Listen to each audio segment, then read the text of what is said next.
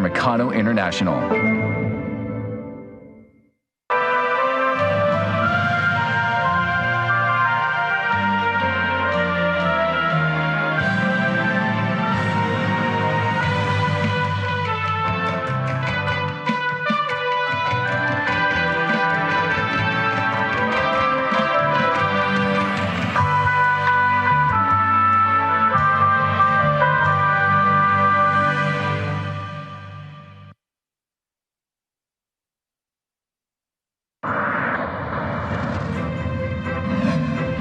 From Lagos, the nation's commercial capital, this is the News at 10. Live from Channels Television. Reporting tonight, Wawodo.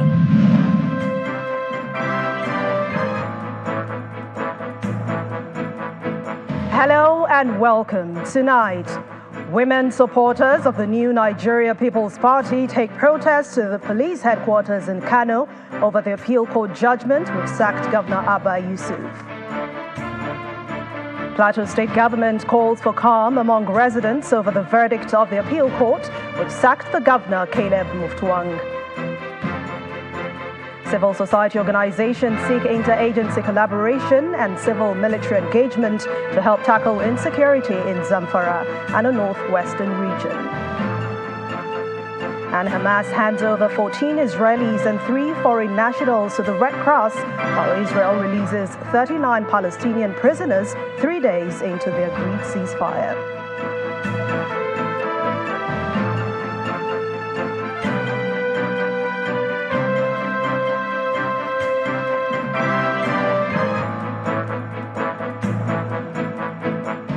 The last has not been heard over the sack of Kano State Governor Abba Yusuf by the Court of Appeal today in the ancient city, while women supporters of the new Nigeria People's Party stormed the police headquarters to protest against this judgment. And this is a third attempt by supporters of the NPP to organize a protest in the state despite warnings by the police. Our correspondent Sadiq Eliasu reports. Since the appeal court judgment that sacked Abba Yusuf as the Kano state governor, tension has been rising. While some turn spiritual, others are calling for street protests. Protesting or to come out to show your registration is to show the public and the world and the international community that justice is not being done in Nigeria. The international community should watch it. The federal government itself should know it.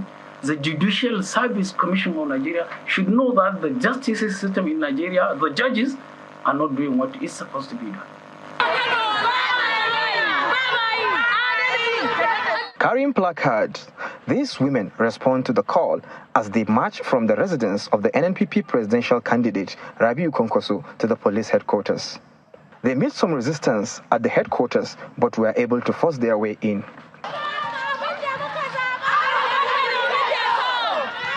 Konkosia supporters have continued to show their dismay by protesting in Kano State. As you can see behind me now, thousands of women are here at the police headquarters to express what they call as injustice at the appeal court judgment. We are here to show our dissatisfaction against the injustice we are seeing in Kano. Abba won the election, but now they want to steal it. What they are trying to do in Kano is a daylight robbery. We will not allow this to happen. We will fight to the end. We can stand on our feet. We are not afraid of anybody. We know ourselves. We know what we did in Kano. We elected for engineer Abba Kabir Yusuf. Kuma Abba Kabir Yusuf win election 2023. Win election 2019. They ring in 2019 with inconclusive. The police commissioner had earlier warned against any form of political gatherings and protest. The right of someone to protest stops from another person's right who want to go out, maybe to market, to shop, to school. Then you come up and block the road for him. You are also infringing the right of that individual. So never sit down and allow a group of people coming to block the roads and cause mayhem. on the members of the public. Governor Abba Yusuf and the NNPP have, however, appealed the judgment at the Apex Court. Sadiq Ilyasu, Channels Television News. And in Plateau State, the government is now appealing to residents of the state, especially members of the People's Democratic Party, not to do anything that will jeopardize the peace being experienced in the state due to the verdict of the Court of Appeal, which nullified the election of Governor Caleb Mutwang. This message was conveyed by government officials who were in hand to receive the governor at the airport back into the state after the appeal court's judgment. The Yakubu Gowon Airport, Haipang and Jos, North Central Nigeria, filled to capacity with government officials, supporters and officials in the People's Democratic Party who thronged the airport to receive and show their solidarity to Governor Caleb Mutwang on his return after the Court of Appeal judgment that nullified his election.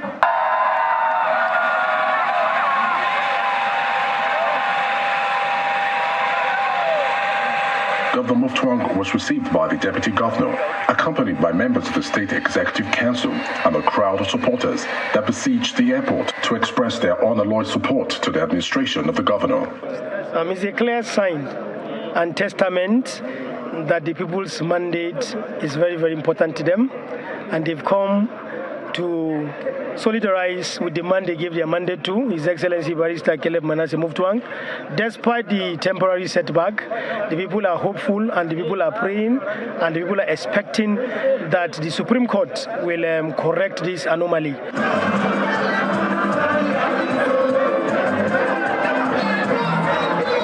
The support for the governor cuts across different strata of the state. We are all here to just rally around our governor and show him support, that we are all in this together. All that is going on the plateau, it is most unfortunate, but we are very hopeful that the judiciary will be able to stand up to their case and then do the right thing. So that's why we're here. My encouragement will not only be to the women of Plateau, but to everyone on the plateau to keep calm and be hopeful for the right decisions that will be taken in the nearest future. But above all, we're optimistic that this is the people's mandate, and so we're not losing faith, we're not losing courage in what is going on. We are still hopeful that God will, on our side, will be victorious at the end. Governor Caleb Mutwang has been away from the state before the judgment of the Court of Appeal that overturned his victory at the polls alongside all the elected federal and state legislators. The governor is, however, heading to the Supreme Court to challenge the appeal court judgment. Let's head to Zamfara State now, where a civil society organization, Clean Foundation, is advocating for interagency collaboration and civil-military cooperation in tackling insecurity in the state and other parts of the northwestern states. Speaking at a one-day training for security agencies on civil-military relationships and conflict theaters of operation in Gusau, the Zamfara state capital, stakeholders say there is need for security agencies to work together with the host communities in the area of sharing credible information that could assist security agencies succeed in flushing out terrorists in Zamfara state. The increasing rivalry among security agencies is the focus of this training organized by Clean Foundation to train frontline security agencies on interagency relationship and the civil-military cooperation. Stakeholders at the training advocate the need for building trust between the security agencies and members of various communities in order to form synergy in the area of sharing intelligence. The National Human Rights Commission is there. If you lodge your complaint there, it will get to them. 2, as a civilian, as a citizen of the country, you can go anytime. It's not an issue at all. Nobody will harass you. Nobody will intimidate you. They are very professionals. Where they didn't respond, you can take it off. Maybe coming back to National Human Rights Commission that you have lodged your complaint and it's not yet responded. And I'm sure when we write to them, they will respond immediately. What we have found that is quite interesting, because we have noticed very clearly that perhaps there are good practices that are ongoing and there are some practices that requires that we pay some additional attention to.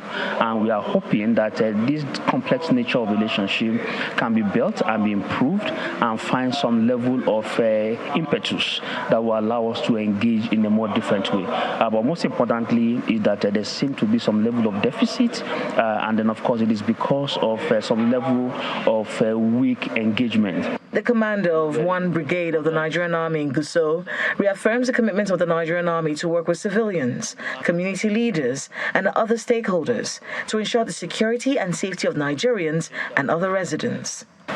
We firmly believe that fostering a strong positive relationship between the military and public is vital to enhance civil-military relations, particularly in areas affected by conflicts such as the northeast and northwest of Nigeria.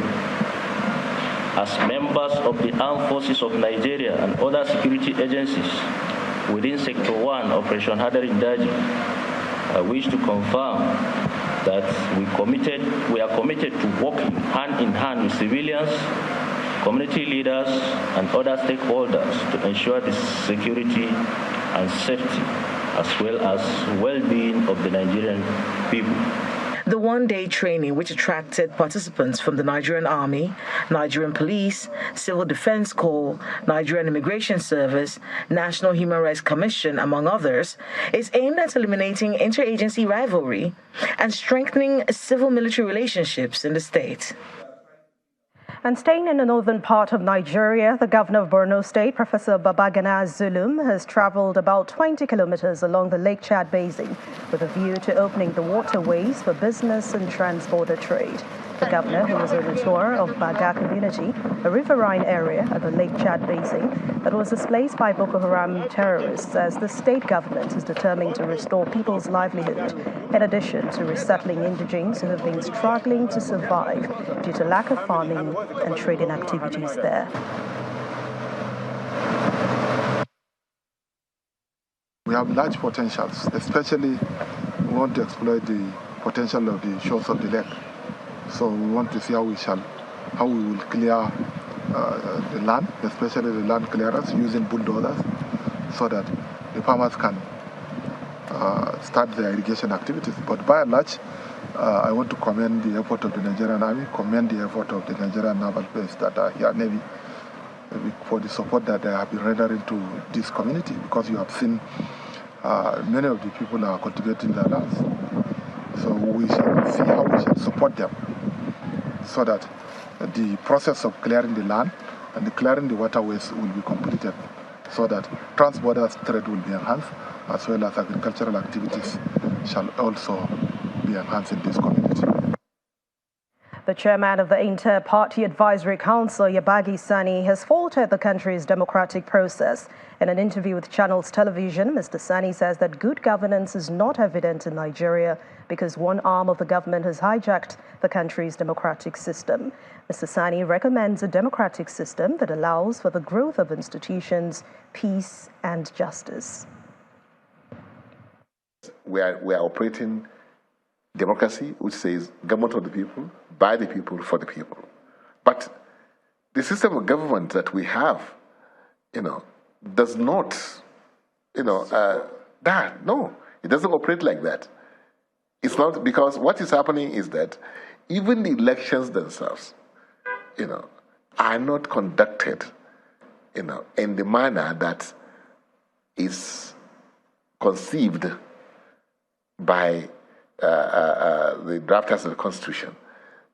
Because a situation where you have the umpire, the regulatory agency itself, being appointed by one of the participants in the elections, how can you expect a free, fair, credible election in that scenario? Democracy itself,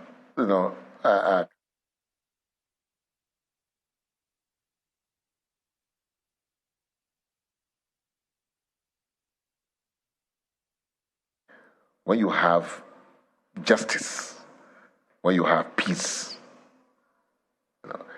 and you can see how, some of the elites, people in government, have used these three conditionalities, to their advantage. People create violence around the elections so that the best person does not get to be elected. Because when there's crisis, people run away. Some will not come out to vote, so they get their way. So peace is absent in that respect. The institution itself is supposed to be strong, like we have been discussing. From the foundation, it's weak.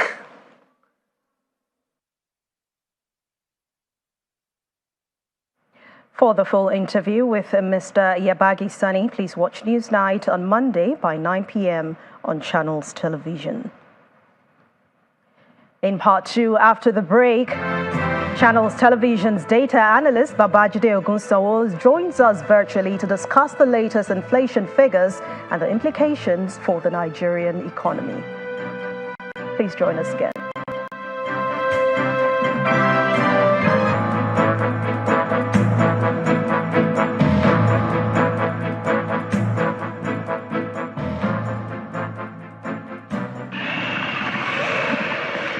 Take it from me, the mind-blowing way to do things is the Glow LTE advanced way.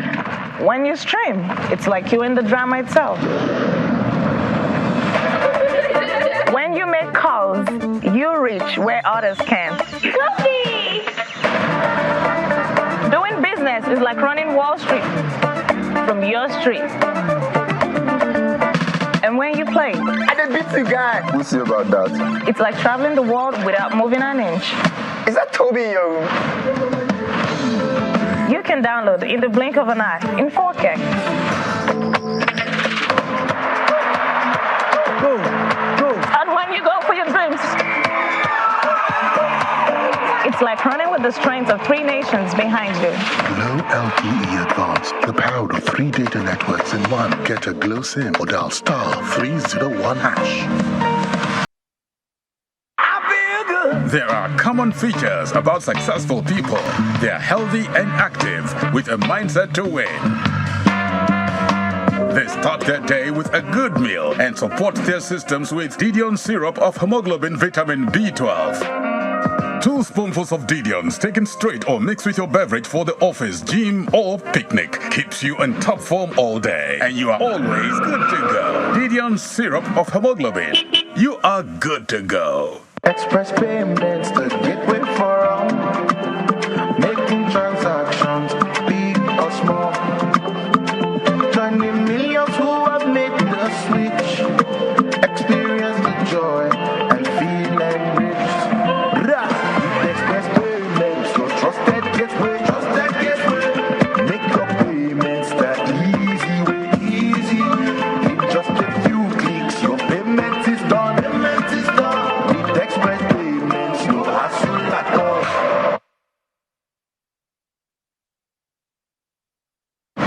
3 emerging artists, 4 mega producers, 3 record deals with Empire. Do you have what it takes? So if you want to take your craft to the next level, grab your front row seat to the Pepsi Music Academy. This one is for the entire music ecosystem. Wherever you find yourself in the music spectrum, this is for you. Pepsi Music Academy, in partnership with Empire, is Nigeria's confirmed music development program, created to discover, train, and showcase talent. Scan the QR code on any of our cool interactive Pepsi bottles, or visit www.pepsimusicacademy.ng to register for free and stand a chance to kickstart your music career with a 2-year record deal with Empire. Follow Pepsi_Naija on all social media platforms for more. Pepsi Music Academy. Stardom begins here. Pepsi. Thirsty for more.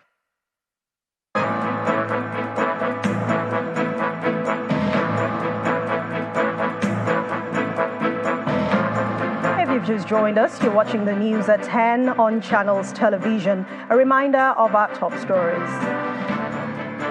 Women supporters of the new Nigeria People's Party take protest to the police headquarters in Kano over the appeal court judgment which sacked Governor Abba Yusuf. Plateau State government calls for calm among residents over the verdict of the appeal court which sacked the governor, Caleb Muftang. Civil society organizations seek interagency collaboration and civil-military engagement to tackle insecurity in Zamfara and the northwestern region. And Hamas hands over 14 Israelis and 3 foreign nationals to the Red Cross, while Israel releases 39 Palestine prisoners 3 days into the agreed ceasefire.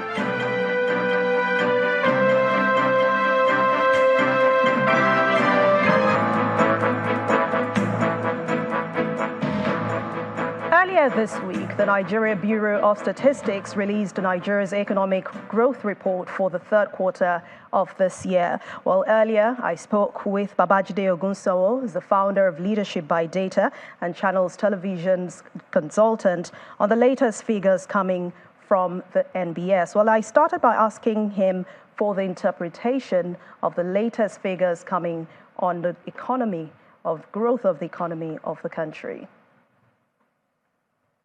We remember that at some point under former President Buhari, the economy grew as fast as 5%. That was his best performance. And if you take a look at what exactly happened in the second quarter of 2021, the country had gone through a recession, but at some point in time, the National Bureau of Statistics had provided us facts to explain how the economy in the second quarter of 2021 grew as fast as 5%.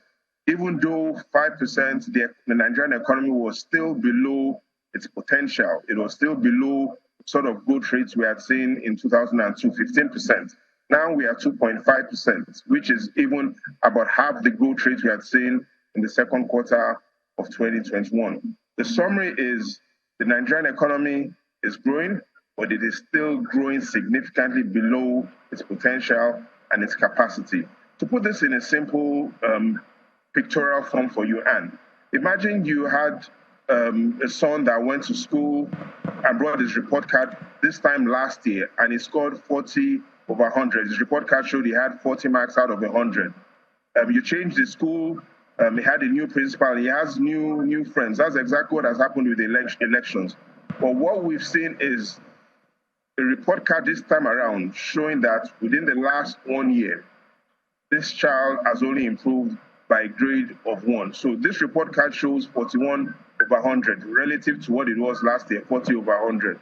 So for some, they believe that nothing much has changed. 40 over 100 to 41 over 100, that's just 2.5% growth. So in simple terms, that exactly is the Nigerian report card. This time last year, the report card showed 40 over 100. This time it is 41 out of 100. Babajide, though the economic growth report is not an employment report, is it possible to use these statistics to at least get insights about what the current state of the labor market looks like in the country?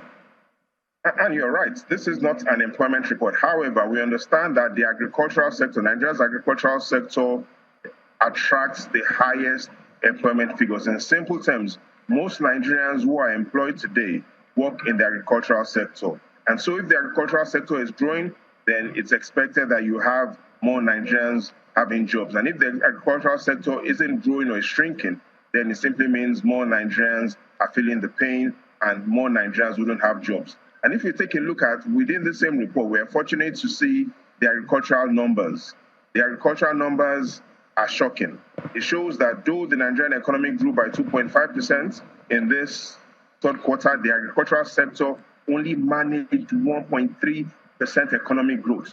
This result of agricultural sector growth is worse than what it was last year. In simple terms, for those that are looking for jobs in the agricultural sector, Nigeria's largest employment sector, the jobs are shrinking.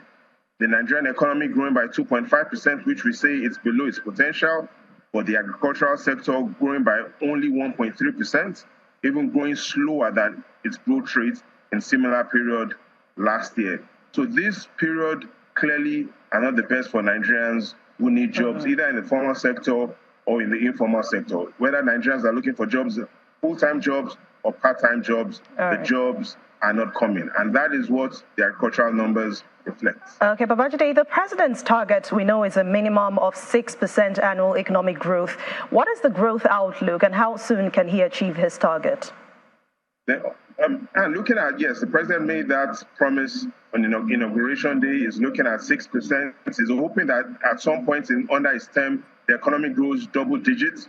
But the fact shows that the economy can only grow to those numbers if the private sector is spending. The Nigerian family still represents the largest contribution to Nigeria's economy. And and looking at these numbers as well, it shows more gloom than boom. The numbers reflect that Nigerians are not spending. If we take a look at the facts from the National Bureau of Statistics, within this report, they show that Nigerians spent more money in the first half of last year relative to the first half of this year. And the research shows that the reason why Nigerians are not spending this much is because their savings has been depleted. Again, I repeat, Nigerians spent more money in the first half of 2022 than they spent in the first half of 2023. And those are the numbers and the facts from the National Bureau of Statistics. And so for the president to achieve those sort of non-economic growth numbers that is promised, then he needs to find more solutions to create jobs and get more families to spend. If those two things do not happen, the projections of the president might not happen. All right. Thank you very much, Babajide Ogunsawo, founder of Leadership by Data, and of course, Channels Television's data consultant. Thank you for your time on the news at 10.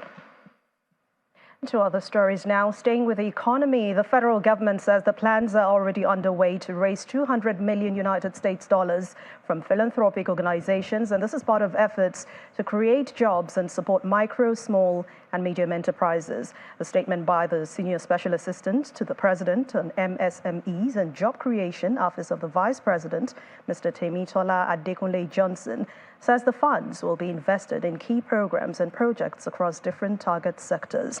He says the presidency has also established the Nigeria Philanthropic Organization, NPO, which is a private sector-led coordinating office to be domiciled in the Office of the Vice President to facilitate this initiative.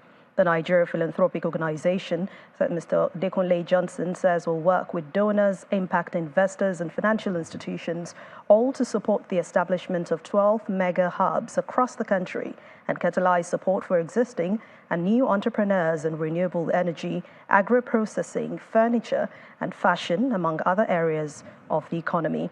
He further says the Vice President, Kashim Shettima, has appointed Ms. Thelma Ekiya Shulanke as the chair of the Nigeria Philanthropic Organization, while the Senior Special Assistant to the President on MSMEs and Job Creation is to coordinate its secretariat. To strengthen Nigeria's aspiration for food security, the federal government says it has approved the partial commercialization of 12 river basin development authorities just to make more sustainable and viable its promise. The Minister of Water Resources and Sanitation, Professor Joseph Utstev, disclosed this in Owerri, the Imo State capital, at the familiarization visit to the Anambra Imo River Basin Development Authority. He explains that with the declaration of emergency on food security by the federal government, the ministry is now paying attention to the expansion of irrigation development, amongst other things. The Minister of Water Resources and Sanitation, Professor Joseph Utstev, is in Imo State for the first time since assuming office on a familiarization visit to Anambra Imo River Basin Development Authority in Owerri. His first port of call is the government house in Owerri to brief the governor on his mission in Imo State and seek ways to a possible partnership with the state government. The minister proceeds to the Anambra Imo River Basin Development Authority on an inspection tour of the facilities, which includes a tour of the water processing factory, integrated palm oil mill, and Agbala Integrated Farm Project and Piggery.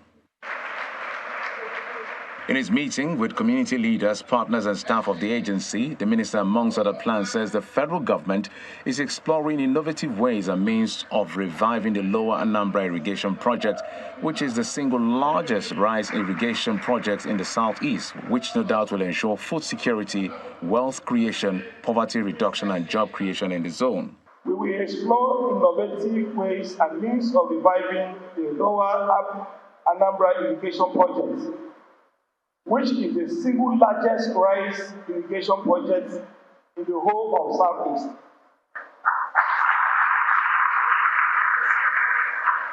With huge potentials for food security, wealth creation, poverty reduction, and job creation. The managing director of the Anambra Imo River Basin Development Authority, Mr. Gerard Oswagu, in his response says the river basin is poised to assist the minister in achieving President Bola Tinubu's vision on food security. The river basin is poised and ready to assist the Honorable Minister in achieving his set goal of moving the water resources and sanitation sector to an enviable height. The river basins across the country are mainly meant to undertake the development of water resources, promote agricultural development through large-scale irrigation projects, and general water management for Nigeria's rapid national socio-economic development. The Ministry of Water Resources and Sanitation is expected to match words with action by utilizing water resources and sanitation infrastructure in growing the economy and improving the living standards of Nigerians.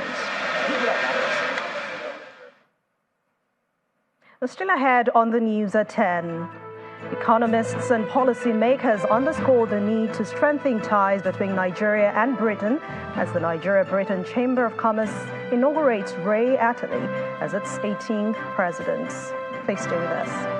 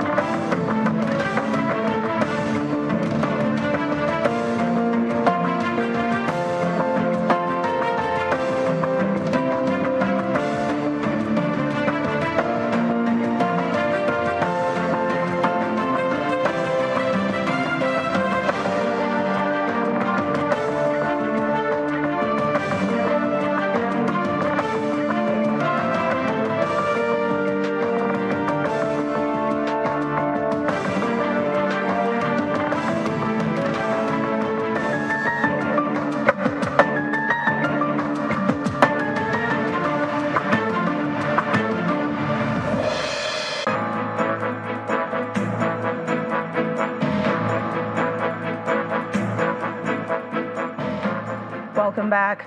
Governor Obasani of Kaduna State has flagged off the construction of a vocational and technology skills city aimed at bridging the vocational skills and human capital development gap in the state, especially among the youth. Speaking at the groundbreaking for the construction of that project in a Gabi local government area of the state, Governor Sani says the vocational center will be replicated across the 3 senatorial districts of Kaduna State. The governor expects that this will reduce the rate of unemployment and insecurity usually associated with the youth.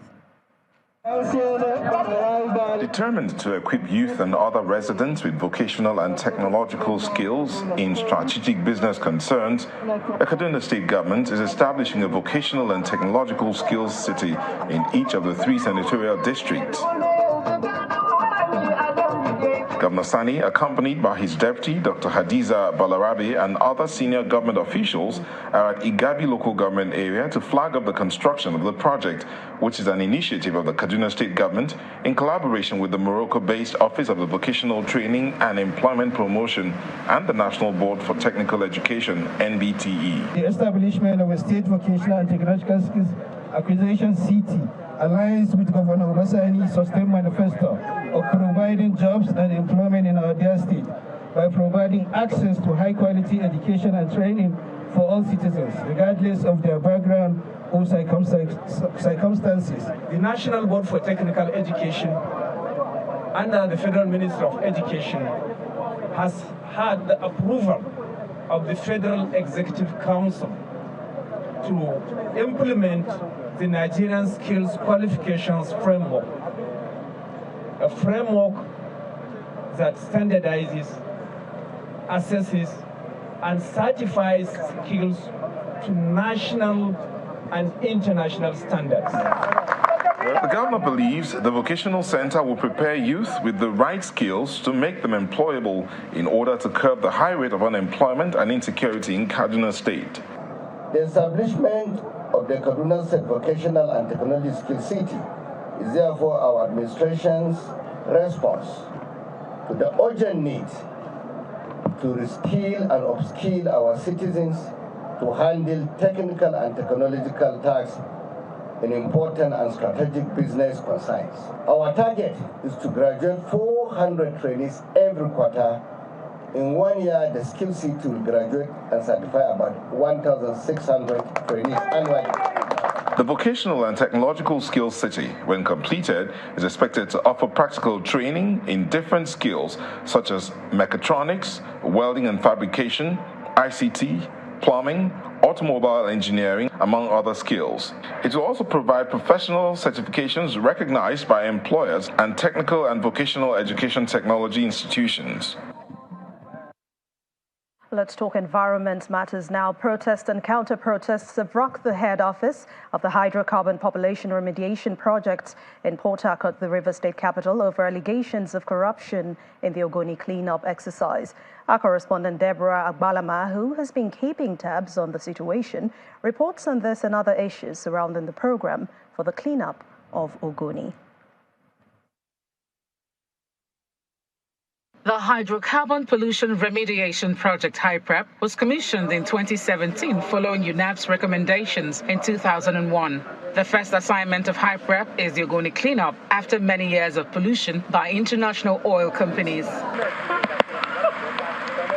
With complaints of slow pace of work on the cleanup in times past, Ogoni people had moved to stop the exercise without success. But about 6 months ago, an environmentalist, Professor Nena Barini Zabe, was appointed as the project coordinator. And for a while, there had been no protest over HYPREP's activities. On Tuesday, the 22nd of November 2023, some youth groups invaded the premises of HYPREP in Port Harcourt, disrupting official activities for some hours. This first group of protesters allege a compromise of the UNAP's report. However, other groups staged a counter-protest in solidarity with HYPREP. There are facts of monumental corruption going on in HYPREP under this current leadership. Right now, he has done his best to ensure that we meet up the articulated demand of the project. We will not going to accept any other person coming here to protest again.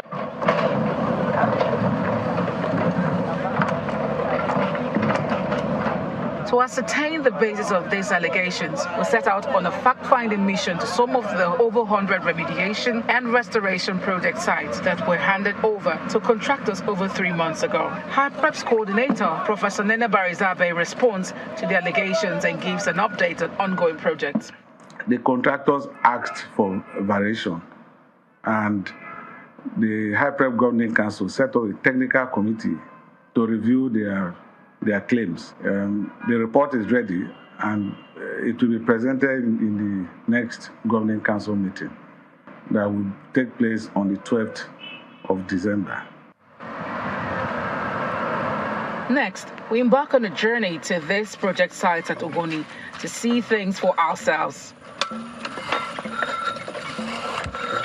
Here are over 40 lots of polluted land contracted out for remediation and restoration by HYPREP. We meet active work going on at the different remediation sites in Ogale, Eleme, LGA, and other communities. We also visit the livelihood training centers at War, the completed and ongoing portable water project site, the Center of Excellence. So you can see I'm taking the water. It is portable, good quality for the community. We thank Almighty God. We thank President Buhari. We thank President Bola Tinubu. I also thank you for your cooperation. Thank you very much.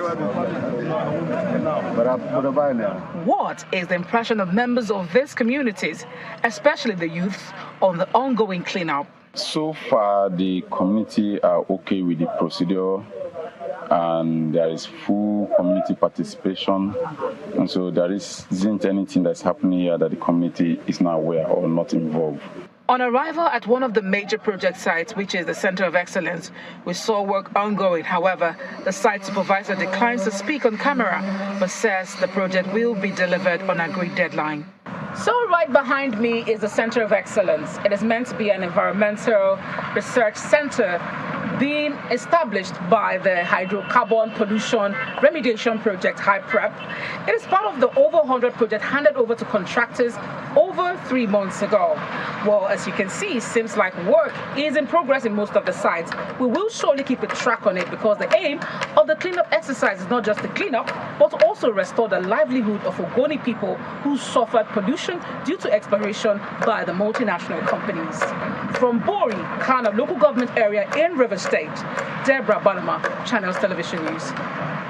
The crackdown on banned substances continues across the country with the latest raid by operatives of the National Drug Law Enforcement Agency, the NDLEA, on a lounge where a night party organized for illicit drug abuse tagged Unholy Alliance was to hold in Osogbo, the Osun State capital. Operatives of the agency arrested some of the organizers who were found with drug exhibits where different types of illicit substances were going to be sold and consumed by patrons. Meanwhile, NDLEA operatives in Ogun State have also arrested 2 suspects in a Leke trailer garage along the Lagos-Ibadan Expressway, where 859 kilograms of cannabis sativa concealed among bags of sugar in a truck for onward transportation to Mokwa, Niger State. In Edo State, the NDLEA officials stormed a warehouse at Obi Camp in Owan West local government area, where they recovered 338 kilograms of cannabis concealed in sacks of charcoal. While in another operation in Aking Forest in Owan East local government area, officers of the NDLEA seized 235 kilograms of the same substance. A similar raid took place in Lagos, Adamawa, Abia, Zamfara, among other states, where major interceptions and seizures were recorded by the agency across the different commands. The Nigerian British Chamber of Commerce has inaugurated Ray Ateli as its 18th president and the chairman of the council. In his acceptance speech, the president of the NBCC promised to intensify the promotion of Nigerian-British bilateral business and trade relations, as well as galvanize investments between both countries. It's an evening of entertainment and good music as policymakers, business leaders, and members of economic think tanks converge here for the inauguration of Ray Ateli as the 18th president of the Nigeria-British Chamber of Commerce.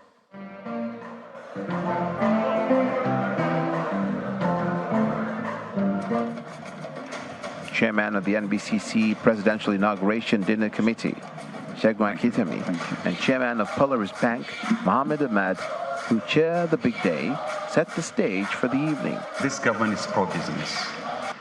This government believes in private sector initiative, and this government is willing to promote private sector and entrepreneurship.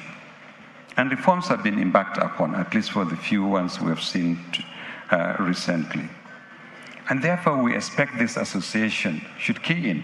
In the spirit of unity and cooperation, let us use this occasion to reaffirm our collective commitment to strengthening the bond between Nigeria and Britain, and our Chamber of Commerce serves as a bridge, facilitating meaningful partnerships and creating opportunities for economic growth. I make the applause a little louder so that next year when we come, the keynote speaker and special guest of honor emphasized the pivotal role of the NBCC, while there's an assurance to strengthen ties between both countries from the British Deputy High Commissioner, Johnny Baxter. As the UK government, we will continue to play our part in reducing the barriers to trade, to developing markets, and by helping to develop stable business environments where businesses can invest and create jobs. The UK remains committed to supporting NBCC, and I will do my best to further strengthen the UK-Nigeria relationship. By the powers vested on me, I hereby decorate our 18th president, Mr. Then comes the big moment.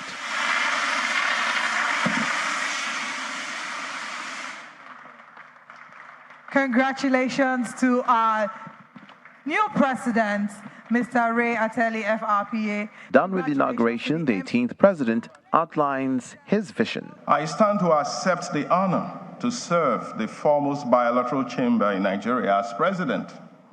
As we monitor economic policies and implementation strategies in Nigeria, so shall we do with Britain. Wherever our members are, there we must be, to lend our knowledge and expertise towards creating an optimum environment for their lawful operations. The event is also a platform for the launch of the Women and Youth Entrepreneurship Development Center and the Micro, Small and Medium Enterprises Ideathon, an initiative to provide a platform to pitch ideas, innovative solutions that solve pressing problems. Stanbic IBTC Holdings has hosted the 9th annual Together for a Limb Walk, its flagship corporate social investment initiative supporting children with limb loss. The charity walk of Stanbic IBTC, that's the commitment it is raising to help awareness about supporting children living with limb loss.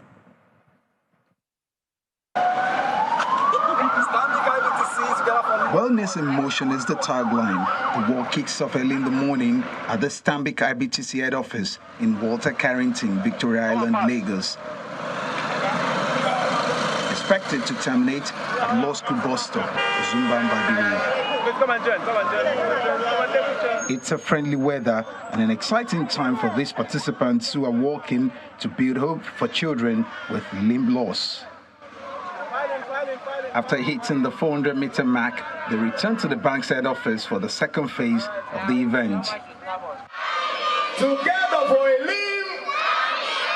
If you love Stanbic IBTC, make some noise. We will provide continuous support. I'm talking about continuous support. So it's not just to give out an item, including prosthetic limb replacement, until our esteemed beneficiaries reach the very age of 18. Thank you very much and congratulations to you. Together for a Limb looks out for children with limb losses from congenital issues or birth defects, accidents or mismanaged injuries, an initiative already attracting local and global communities. As we celebrate this remarkable collaboration between Nigerian healthcare, powered by Stanbic IBTC, and German technology, let us continue to work together to explore new avenues for a future filled with innovation, compassion, and shared prosperity. Altogether, the initiative has transformed the lives of 100 children. It's really a thing of joy to see these children who are empowered. They give us hope. They empower us to do even more. And their determination to be the best also drives us to keep giving them the best. What is most exciting is that we keep these children in school. So we give them an educational trust valued at 1.5 million per child until they are 18. So as long as they want to get into university, we're there to keep them in school. Stanbic IBTC's management says the initiative is the bank's commitment to creating value through social, economic and environmental initiatives, which will continue to contribute significantly to the well-being of Nigerians. The lights are already up at the Adeogun Victoria Island area of Lagos, ushering the festive season right here in Lagos, courtesy the Zenith Bank. At that ceremony to officially kickstart the annual light-up project, the Group Managing Director of the bank, Ebenezer Onyago, calls on Nigerians to make the most of the season irrespective of the prevalent economic challenges in the country. It's barely a month to Christmas, and Lagosians converge on the Eco Hotel roundabout to witness the annual Zenith Bank light-up ceremony, which to a lot of them is the official commencement of the festive season.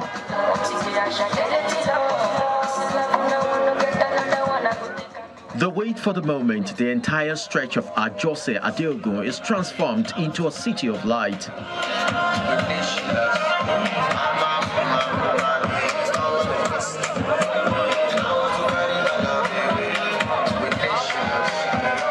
The arrival of the Zenith Bank management team, led by the Chief Executive Officer, means the time has come. He first speaks on the significance of the light-up. In the spirit of the yellow tie season, Zenith Bank is also demonstrating the fact that we want to use this to continue to communicate and connect with the community. To the glory of the Almighty God, I turn on the Christmas lighting. But The transformation is loud, and so are the fireworks and the music.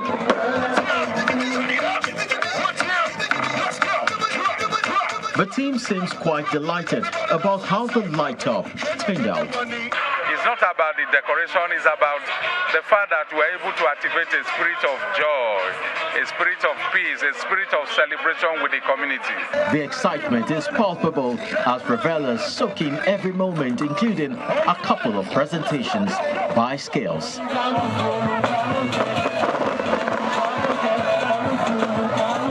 When this light comes up, it's like Christmas has started, because this street in the Christmas time is the most beautiful, most decorated street in Nigeria.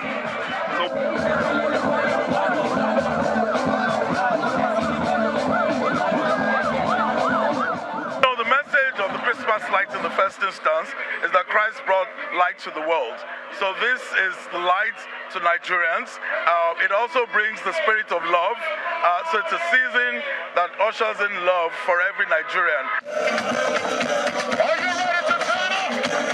I'm so excited. Zenith Bank, thank you. With the light up done, Ajose Adogun shines like a million stars. And for Zenith Bank, this is another commitment kept.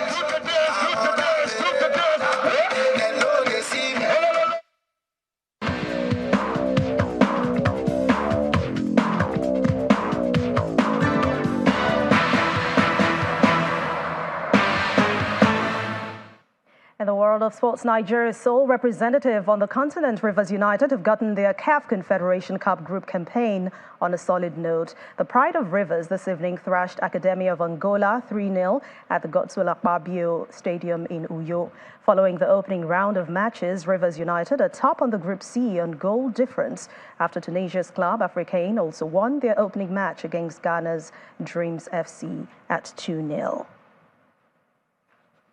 In the Nigeria Premier Football League, Lobi Stars reclaimed top position following a 2-1 win against Shooting Stars of Ibadan at the Lafayette City Stadium. At the Umahia Township Stadium, Abia Warriors beat Oriental rivals Enugu Rangers 1-0. In other interesting fixtures, Kwara United edged out Gombe United at 2-0, and former champions Aqua United lost to Niger Tornadoes.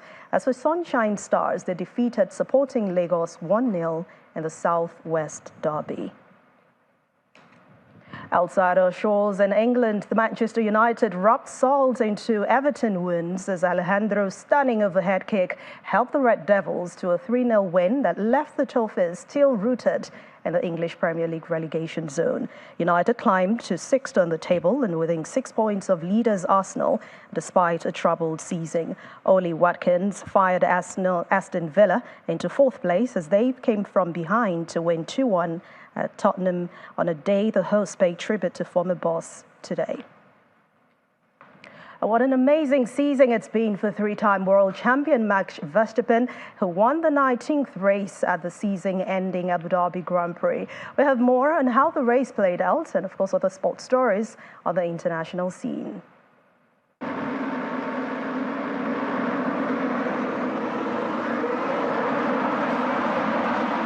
Max Verstappen completes a majestic and record-breaking season in familiar style earlier today when he cruised to a record increase in 19th win of the year for Red Bull at an action-packed Abu Dhabi Grand Prix. The three-time world champion finished 17.993 seconds ahead of Ferrari's Charles Leclerc, whose bold drive was not enough for the Italian team to claim the runners-up place in the Constructors' Championship. Yeah, Max, you have been absolutely mighty this year. 19 victories. You've led over 1,000 laps. You've smashed it out the park.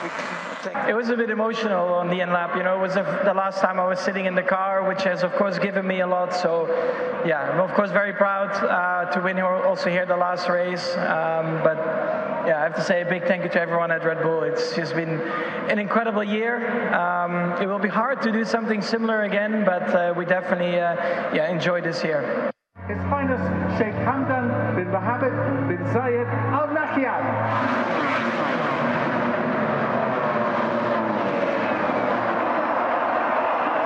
El Elsewhere, Italy's Francesco Bagnaia enjoyed a dream day as he retains his MotoGP world title and crowned it with a victory in the final race of the season in Valencia this evening.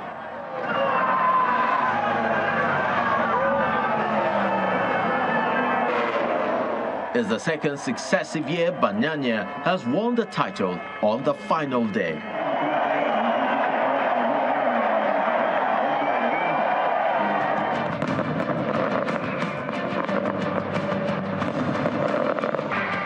And Ireland's Katie Taylor upsets England's Chantal Cameron in their super lightweight bout to become first two-weight undisputed world champion, and she describes the victory as the greatest night of her career. I think it was the longest 6 months of waiting for this rematch. I think over the last few months I've just gone to bed thinking about this rematch, and just the pressure over the last few months as well, everyone writing me off.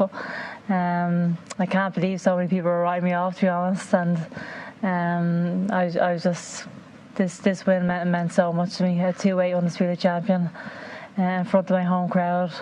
Definitely such a special night. If you don't want to, let's wait till I finish this.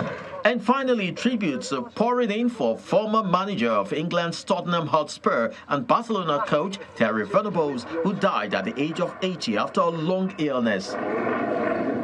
Venables guided England to the semi-finals of the 1996 European Championship on home soil and also led Tottenham to the FA Cup triumph in the 1990-91 season.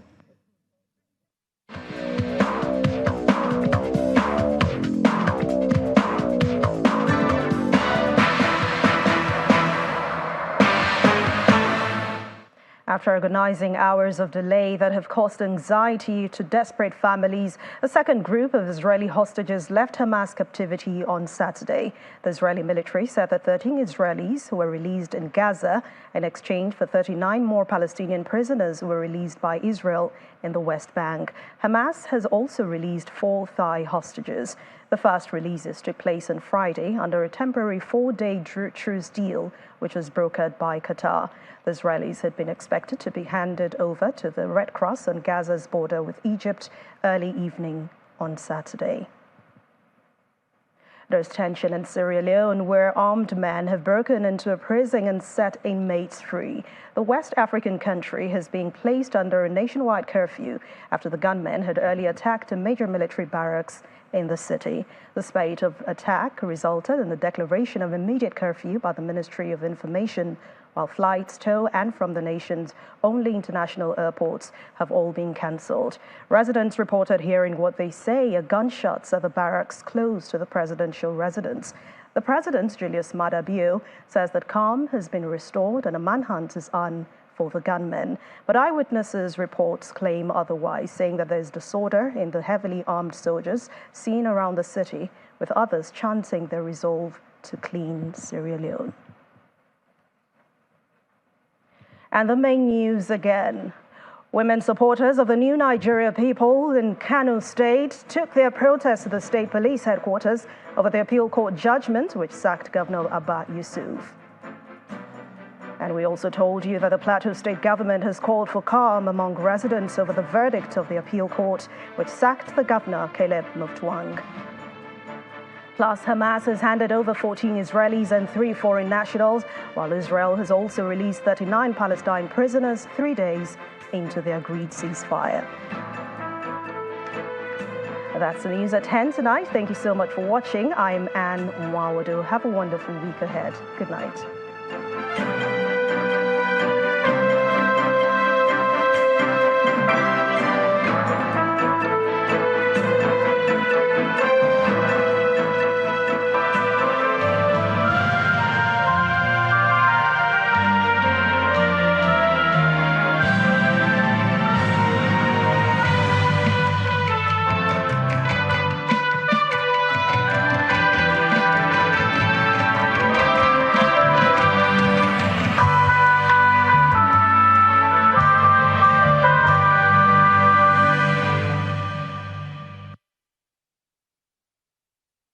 Our website, channelstv.com, has more information on our top stories and others. Subscribe and watch Channels Television's live stream on YouTube and other social media platforms using your mobile device browser, or download the Channels TV app for Android and iOS devices from their respective stores. You can also watch us via your smart TV platforms on Apple TV, Android TV, Fire TV, and Roku. Channels Television, ubiquitous.